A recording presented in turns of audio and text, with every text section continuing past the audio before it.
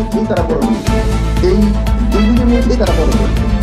আমি যখন এয়ারপোর্ট থেকে আমরা নামি, আমরা এয়ারপোর্ট থেকে নামার পরে আমাদের চোখে ধরা পড়ে কোথায় অনিয়ম। আমরা যখন একটা অফিসে যাই, সচিবালয়ে যাই, আমাদের চোখে ধরা পড়ে সমস্যাটা কোথায়। আমরা যখন ব্যবসা করি, আমার কোম্পানিতে 3000 এমপ্লয়ি আছে, আমরা সরকারের লাইসেন্স প্রাপ্ত মানে হোম কেয়ার এজেন্সি। আমরা তো কখনো আমাদের অডিট হয়, আমাদের কখনো তো একটা ঘুষ দিতে হয় না, আমরা কখনো একটা চাও খাওয়াতে পারি না। মানে আমাদের যে এক্সপিরিয়েন্সটা, সেটা যদি এই দেশে আমরা কাজে লাগাতে পারি তাহলেই এই সংস্কার সম্ভব। কিন্তু বর্তমান অন্তর্কালীন সরকার সেই দিকে কিন্তু নজর দিচ্ছে না। এই 2 কোটি প্রবাসীদেরকে তারা আহ্বান জানাচ্ছে না যে আপনারা আসেন, আপনারা এই দেশে এসে আপনাদের কথা বলুন, একটা সেল করেন, সেল করে তাদেরকে ডাকুন, কিন্তু সেটা হচ্ছে না। সেই আমলাতান্ত্রিক জটিলতা এখনো আছে, তখনও ছিল। এর পরিবর্তন প্রয়োজন। আমাদের ভারপ্রাপ্ত তারেক রহমান যে 31 দফা দাবি দিয়েছেন, সেই 31 দফা বাস্তবায়ন করতে পারলেই আমরা মনে করি যে সংস্কার সম্ভব।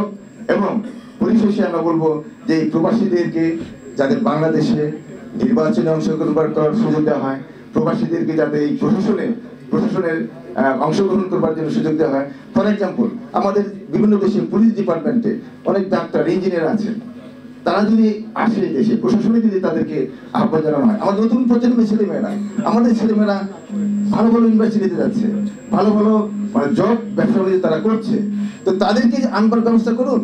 তারাই দেশে কন্ট্রিবিউশন করলে দেশ উন্নয়ন হবে। কিন্তু সেই আনবার জন্য তো ব্যবস্থা সরকারকে নিতে হবে, কিন্তু সেই উদ্যোগ কিন্তু নেই।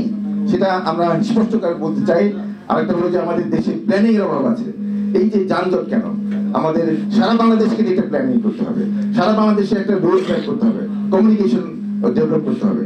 সেদিকে আপনারা আশা করি আজকে যে আগামী দিনের মন্ত্রী, আগামী দিনের ভবিষ্যৎ আমাদের জনাব আমির খুশরো মাহমুদ চৌধুরী সাহেব আছেন, তিনি এই ব্যাপারটা অবশ্যই আমাদের সবাই আলোচনা করবেন। এই বক্তব্য রেখে আবার সাংবাদিক ভাইদেরকে আবারও আমাদের এই বহির্বিশ্বে বিএনপির তরফ থেকে, প্রবাসীদের পক্ষ থেকে ধন্যবাদ জানাচ্ছি। সাধুবাদ জানিয়ে আমার বক্তব্য শেষ করছি। বাংলাদেশ জিন্দাবাদ, বাংলাদেশ জাতীয়তাবাদী